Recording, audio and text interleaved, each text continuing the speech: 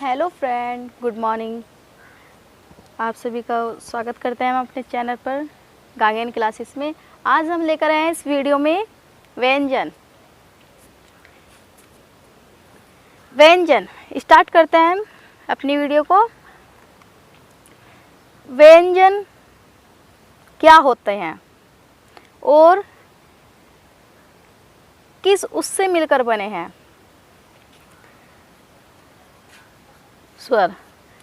स्वरों की सहायता से मिलकर व्यंजन बने हैं।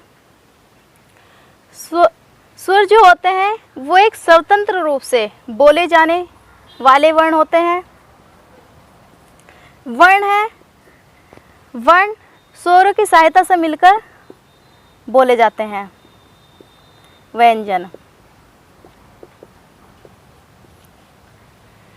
अगर हम व्यंजन का ले लें कै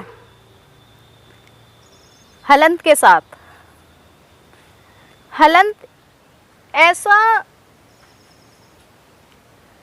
एक सहारा है हमारा, जैसे कि बाइक के साथ पहिए होते हैं। अगर बाइक में पहिए लगा दिया जाए तो हमारी ड्राइविंग कर सकते हैं, हम कहीं भी जा सकते हैं, गाड़ी को चला सकते हैं। अगर वो पहिए ही हटा दिया जाए तो कहीं भी नहीं जाएंगे, वो एक स्थान पे मशीन खड़ी रहेगी, जिसको मोटर बोलते हैं, इंजन मोटर बोलते हैं। ऐसे ही हमारे व्यंजन हैं। जो हमारे व्यंजन हैं वो भी ऐसे ही हैं। अगर हम स्वर हटा दिया जाए, व्यंजन के साथ से स्वर हटा दिया जाए तो हमारे भी व्यंजन नहीं बोले जाएंगे। और हम जब स्वर के साथ मिलकर व्यंजन का प्रयोग करते हैं, जैसे कै प्लस ए बराबर का। अब देखिए, अगर हम व्यंजन को बोले खाली तो क्या बोल सकते हैं? आप हमें उच्चारण करें और हमें बताएं। और मेरे भी उच्चारण नहीं हो पा रहा है इसका, मैं इसे क्या बोलूं, समझ में नहीं आ रहा है, बोले ही नहीं चाह रहा है मेरे से ये। वो इसलिए क्योंकि ये आधा है, ये आधा वर्ण है, ये आधा वर्ण है। इसलिए अगर मैं इसके साथ, इस कै के साथ ये लगा हुआ है नीचे, इसे हलंत बोलते हैं। इससे ये दर्शाया जा रहा है इसमें कि आधा वर्ण है। हलंत का इसे लगाकर, कै में हलंत लगाकर आधा है ये। तो ये इसका एक चिन्ह है, सिंबल जिसे बोलते हैं इंग्लिश में, चिन्ह है हलंत। कि किसी भी व्यंजन को आप ले लो, उसके साथ हलंत लगता है।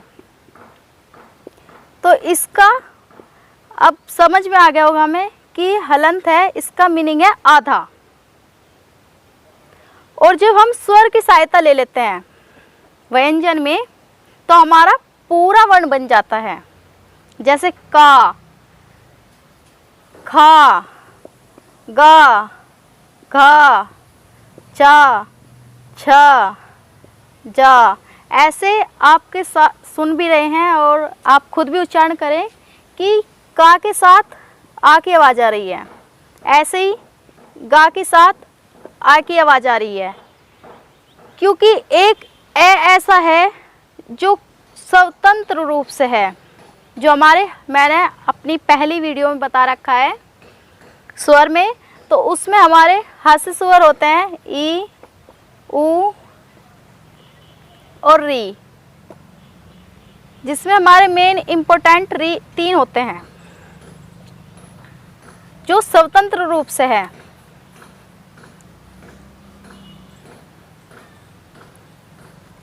जब हम व्यंजन की बात करते हैं तो उसमें ए मिलकर हमारा पूरा व्यंजन वर्ण बनता है।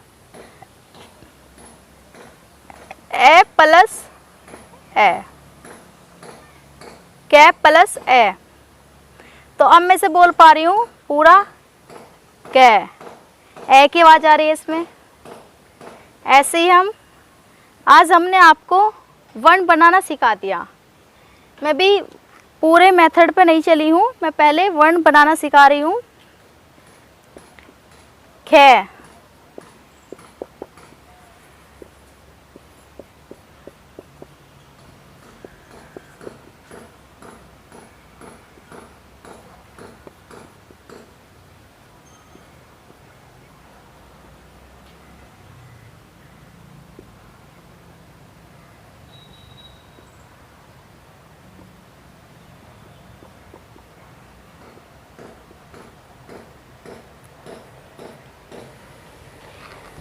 ये आप पूरे हमारे जो वर्णों की संख्या है पूरे 33 है। 33 वर्णों की जो व्यंजन है उनकी संख्या 33 होती है। आप इनको इजीली बना सकते हो। मैं पूरा डीपली लेकर चल रही हूँ जिससे आपको साथ साथ में हिंदी बनानी भी आ जाए। इस फॉर्मूले से मेरे आप एकदम अच्छे से उच्चारण भी करोगे और हिंदी बनाने के जो वर्ण है हमारे वो भी सीख लोगे अच्छे से।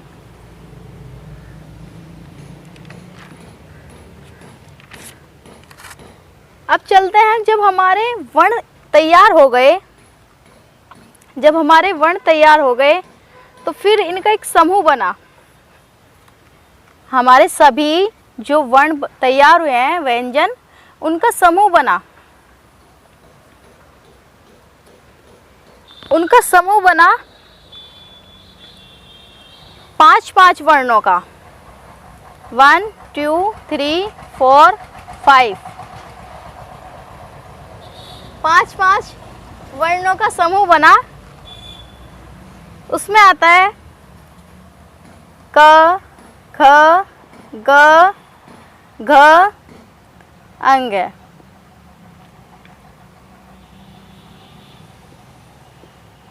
ये हमारा समूह बना।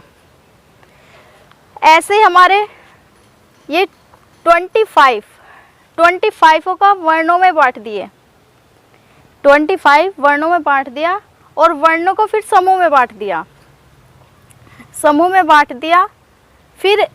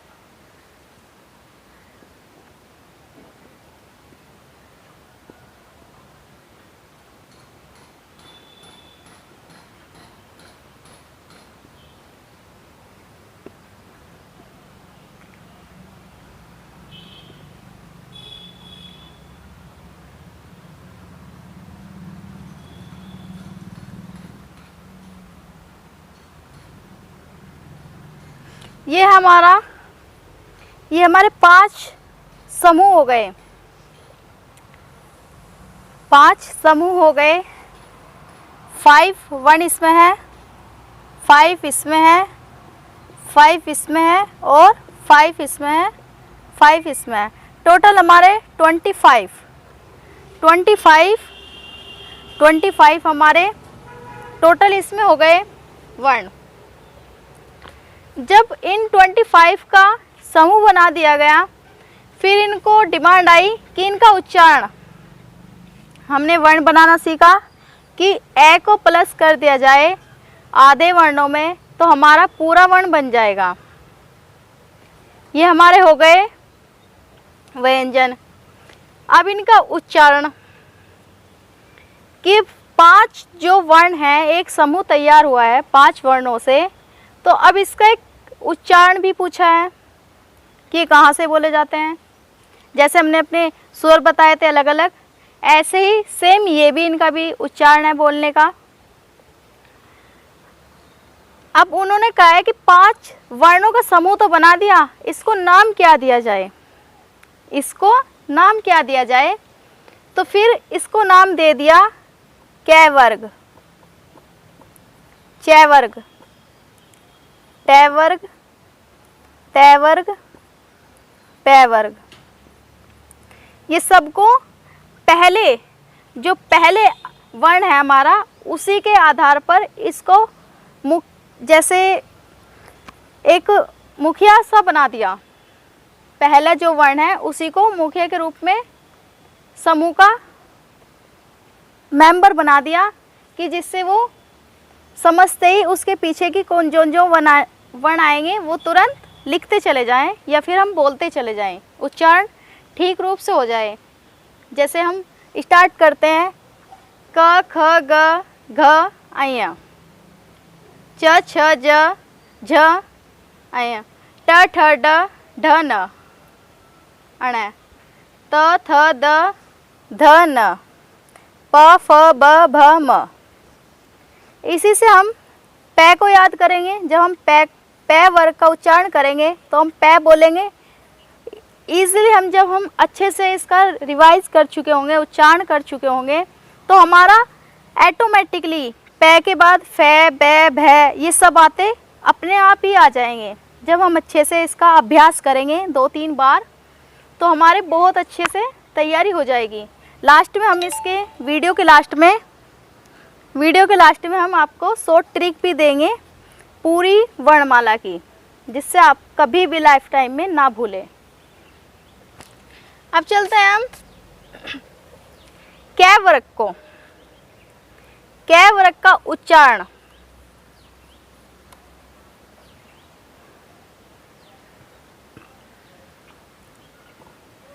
कै को बोलते हैं कंठ से। जो हमारा कै वर्ग होता है उसे हम बोलते हैं कंठ से।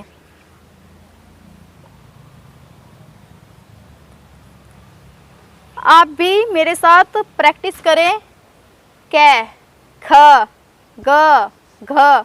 तो हमारी जो आवाज़ आ रही है, ध्वनि आ रही है, वो कंठ से आ रही है।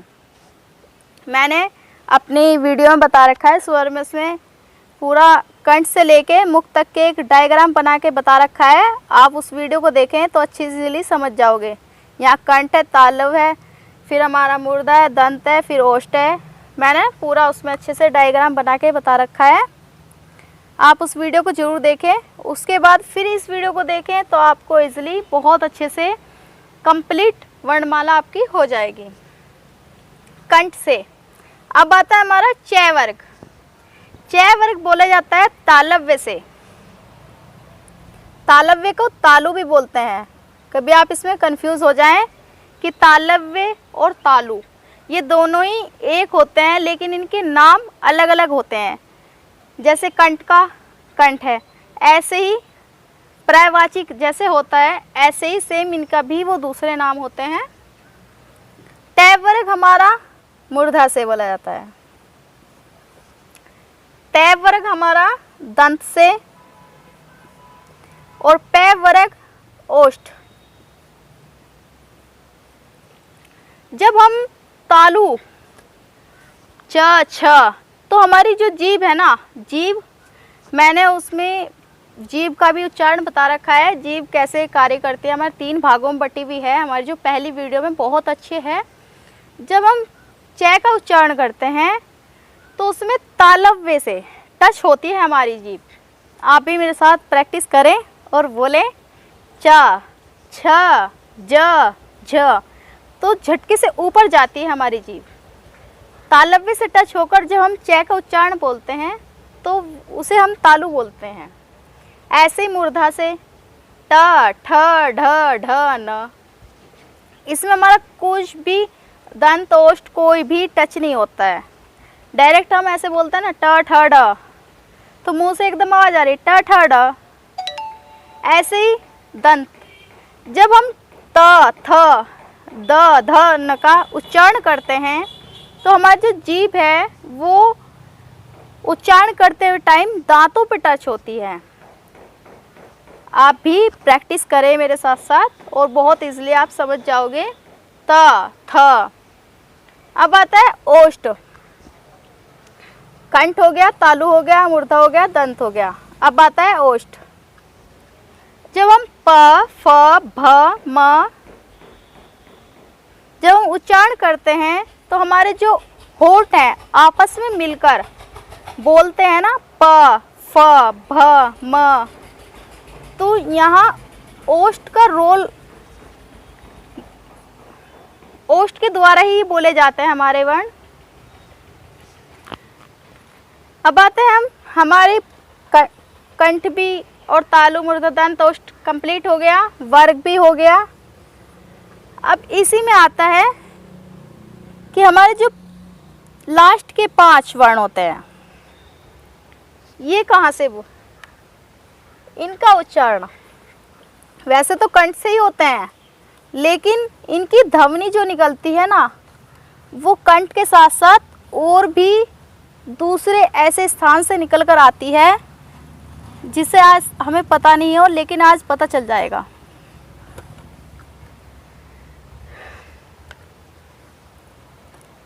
वर्ग के 5 लास्ट के वर्ण हैं ये, मैं सभी के लास्ट के ले रही हूँ।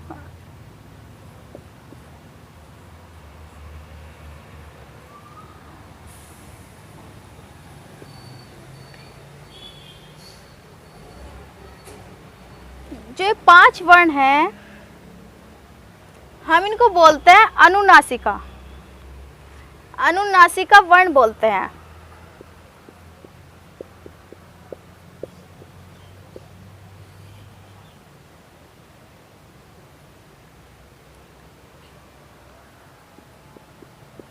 अनुनासिका वर्ण बोलते हैं। जब हम इनका उच्चारण करते हैं, वैसे तो ये वर्ण व्यंजन में ही आते हैं, लेकिन इनका उच्चारण करते हुए जब हम करते हैं ना, तो हमारे उच्चारण के साथ साथ हम जब अपने कंठ से उच्चारण मूर्धा से दंत ओष्ठ से करते हैं, तो जो ध्वनि आती है वो नाक से होकर आती है। जैसे हम इसका करते हैं उच्चारण,